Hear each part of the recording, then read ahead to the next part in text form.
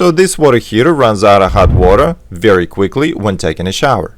And in my previous video, I did some tests and determined that the bottom heating element is bad. And that's a typical problem with the electric water heaters. So I finally bought a brand new heating element for about 15 bucks and will be installing it today. And how did I know which element to buy? Just look at the label on the water heater. Upper and lower elements use the same 4500 watts at 240 volts, which is the most common. Or you can look at the old heating element itself. It should be printed on the side. And that's exactly what I got.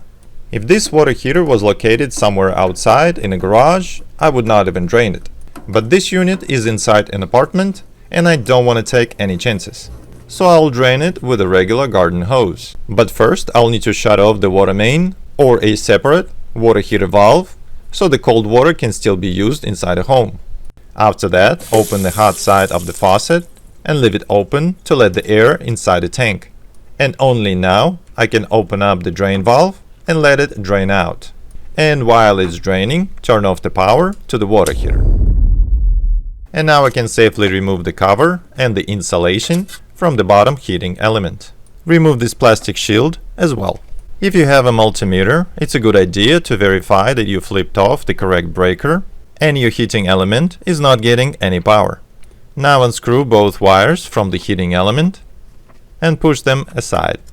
It's been over an hour of draining and the water tank seems to be empty. So it's time to close the drain valve and remove the hose. Put a rug underneath just in case.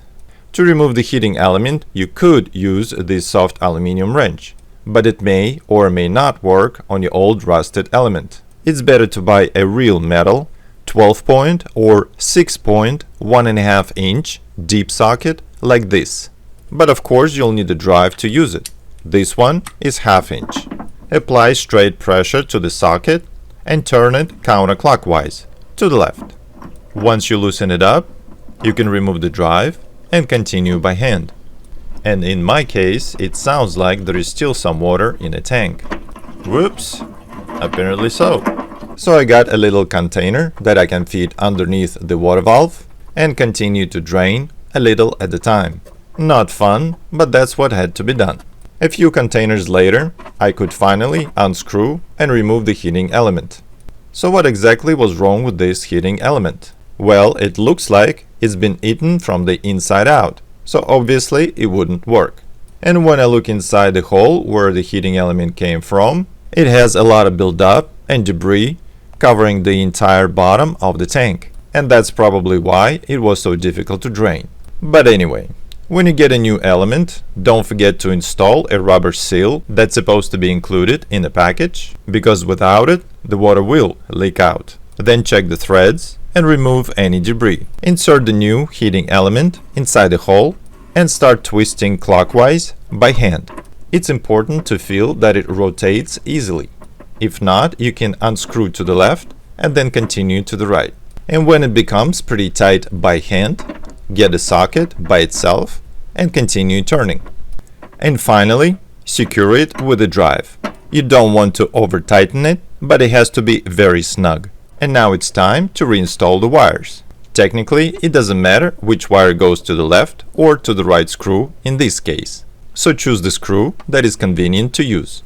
Just make sure that the stripped end of the wire goes in between the screw and the little wall right next to it. And once again, make it tight, but don't overkill it. But please, if you're not comfortable working with electricity, call a technician. Better be safe than sorry.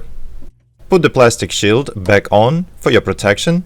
Open the water valve, but don't flip the power breaker just yet, because the dry element will burn out. Watch the faucet spitting out water with some air from the system and wait a while for a steady stream to flow. And only then you can flip on the breaker. Then obviously check for any water leaks from the drain valve or the newly installed heating element. If it looks good, replace the insulation and the cover. And if you found this video informative, hit the like button and thanks for watching.